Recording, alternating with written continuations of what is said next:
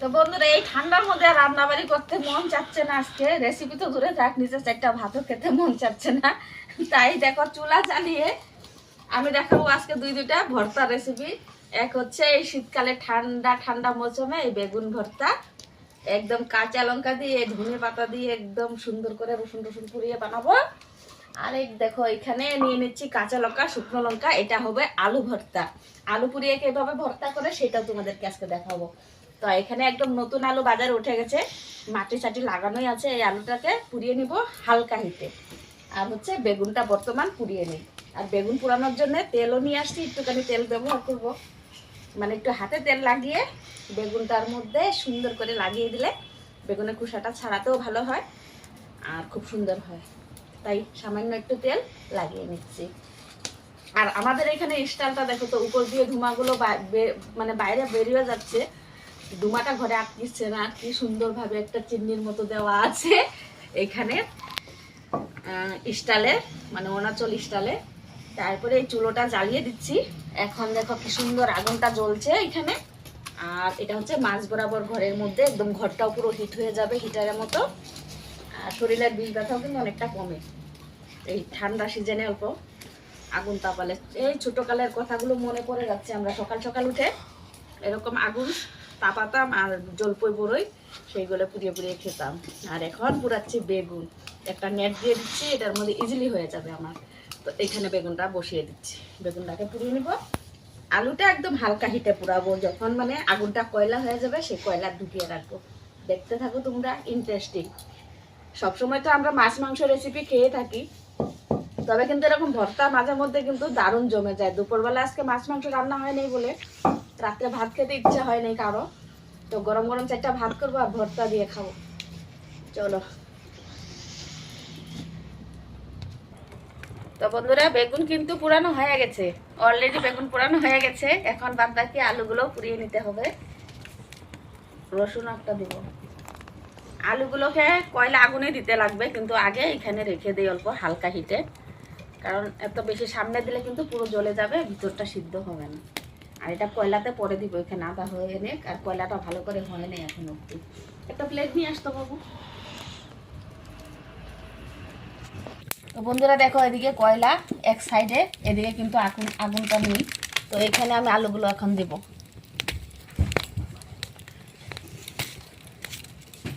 আলু পোড়ানোর একটা টেস্ট আলাদা।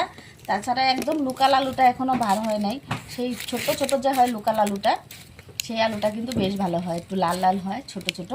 সেই আলুগুলো খেতে ভীষণ ভালো লাগে। আর এই যে কয়লা দিয়ে উপর দিয়েও ঢেকে দিতে হবে আলুগুলোকে, যাতে মানে নিচ দিক দিয়ে উপর দিয়ে হিটটায় শুধু হবে।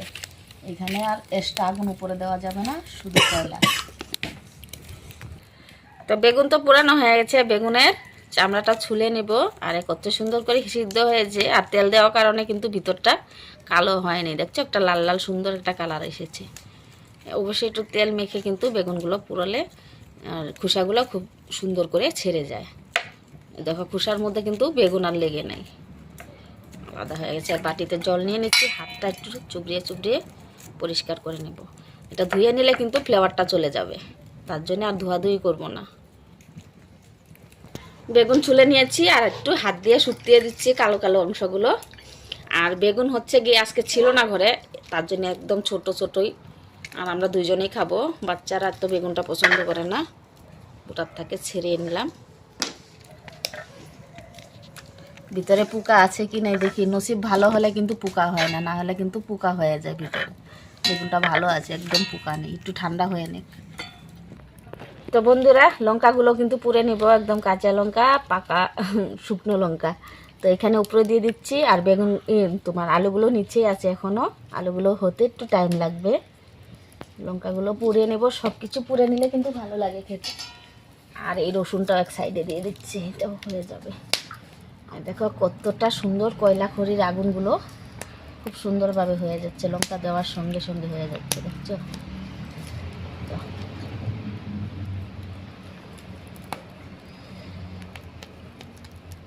বাস, এগুলো কাজ করতে কিন্তু ভালোই লাগে, মাঝে মধ্যে শখের বিষয়। আর খেতেও কিন্তু দারুণ টেস্ট লাগে। শীতকালে এরকম পুরো পুরো জিনিস ভর্তা করে খেলে কিন্তু দারুণ লাগে আমার কাছে। তোমাদের কাছে কেমন লাগে অবশ্যই জানিও। দেখো লঙ্কা পুরো হয়ে গেছে, আর কাঁচা লঙ্কাগুলো আছে বাকি। কাঁচা লঙ্কাগুলো অল্প নরম হয়ে নেক, একদম হিটের জন্য ধরাই যাচ্ছে না।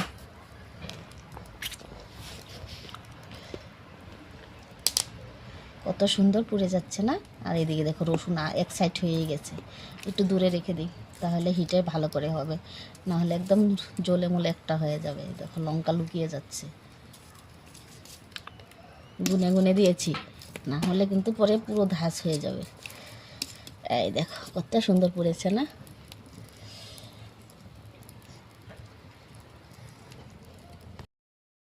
একদম আলু কিন্তু খুব সুন্দর করে পুড়ে গিয়েছে, আর একদম নরমও হয়ে গেছে। তো আগে একবার চেক করে দেখেছিলাম, দেখো কতটা নরম হয়েছে। মাখার সময় তোমরা বুঝতে পারবে। তো আলুগুলো আমার সুন্দরভাবে পুরা হয়ে গেছে। দেখো একটু মানে এরকম টাইপ হয়েছে, আর ভিতরটা খুব সুন্দরও হয়েছে। তো হাত দিয়ে যতটুকু পারি মানে কালো অংশটা ফেলে দিচ্ছি। এই দেখো এভাবে করে একটু ধুয়ে নেব, কিন্তু মাখলে খেতে ভালো লাগবে। ছাইটা বেশি লেগে গেছে তাই আমি একটু ধুয়ে নিচ্ছি। খুব বেশি কালো হলেও ভালো লাগে না দেখতে। এই দেখো কতটা সুন্দর সিদ্ধ হয়েছে বন্ধুরা।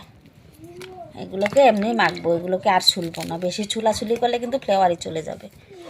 তো আমার মা ঠাকুমারা এভাবে কিন্তু চাটনি বানাতো এই শীতকালে। তো আমিও আজকে ভাবলাম তোমাদের সাথে একটু শেয়ার করে দিই।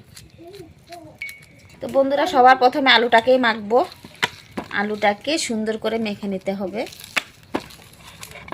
তারপরে পেঁয়াজ, এদিকে দেখো ধনিয়া পাতা, মূলও কেটে নিয়েছি।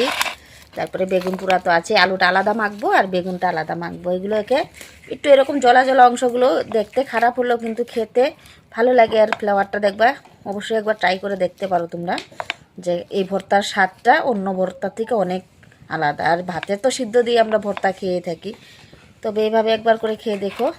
একটু নুন দিয়ে দিচ্ছি। এটার মধ্যে যাবে শুকনা লঙ্কা, কাঁচা লঙ্কা দেবো না। এই যে শুকনা লঙ্কা কাঁচা লঙ্কাগুলো পুড়িয়ে নিয়েছিলাম, সেগুলো দিয়ে দিচ্ছি, গোটাগুলো ফেলে ফেলে। এইটা মাখার পাল্লা, যত সুন্দর করে মাখবে তত কিন্তু খেতে ভর্তার টেস্ট দারুণ হবে। আর একটু ঝাল ঝাল, লঙ্কাগুলো ভীষণ ঝাল তাই একটু কম দিয়েছি। পেঁয়াজ আর ধনিয়া পাতা আধা আধা করে দিব, আর আধাটা বেগুন মাখাতে দিতে হবে। রেখে দিই ওদিকে, মেখে নেব। বেশি বাসন নেত্রা করতে যাব কেন, এক সাইডে মূলোটা রেখে দিয়েছি। এবার ডলে ডলে মাখতে হবে। তো এখন মাখা প্রায় শেষের দিকে, এখন বেশ কিছুটা তেল দিয়ে দিচ্ছি, ধাড়া তেল, একদম ধাঁচালো হবে, হয়ে যাবে।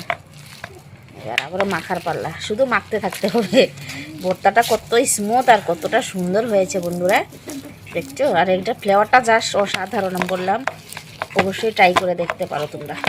এটার সেন্টটা মানে আনকমন একটা সেন্ট। এই গরম দিনে আর কি লাগে এরকম ঝাল ঝাল আলু ভর্তা, কেন যার যার মন। আলু ভর্তা কমপ্লিট হয়ে গেছে মূলোর সাথে, আর এদিকে বেগুন ভর্তা এখন বানাবো। আর এই দেখো তোমার দাদাভাই রসুন ছুলে ছুলে দিচ্ছে, জ্বলানো রসুনগুলো একদম সিদ্ধও হয়ে গেছে। তো রসুনগুলো চটকিয়ে দেবো না, একটু গোটালে থাকবে। আর হচ্ছে বেগুন আলু ভর্তা যা যা দিয়েছি এখানেও তাই দিচ্ছি।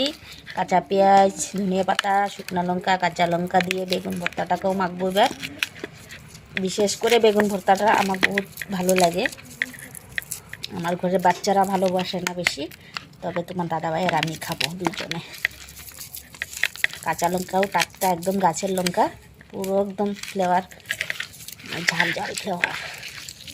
বেগুনটাও কত সুন্দর হয়ে গেছে দেখো।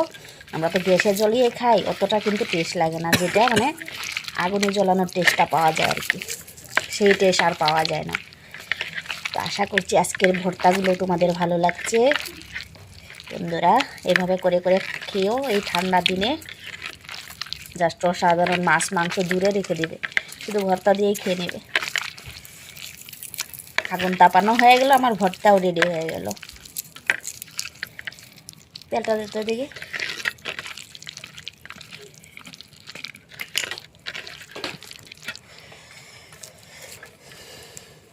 এটাও সরষে তেল দিয়ে দিচ্ছি। কাঁচা তেলের ধাসটাই আমার ভালো লাগে, আর ভর্তার মধ্যে একটু তেল না দিলে ভালো লাগে না। বাস সম্পূর্ণ ভর্তা কিন্তু রেডি। একদম গরম গরম ভাতের সঙ্গে খালি খেলেই চলবে, গপ গপ মুখে দাও। টাটা।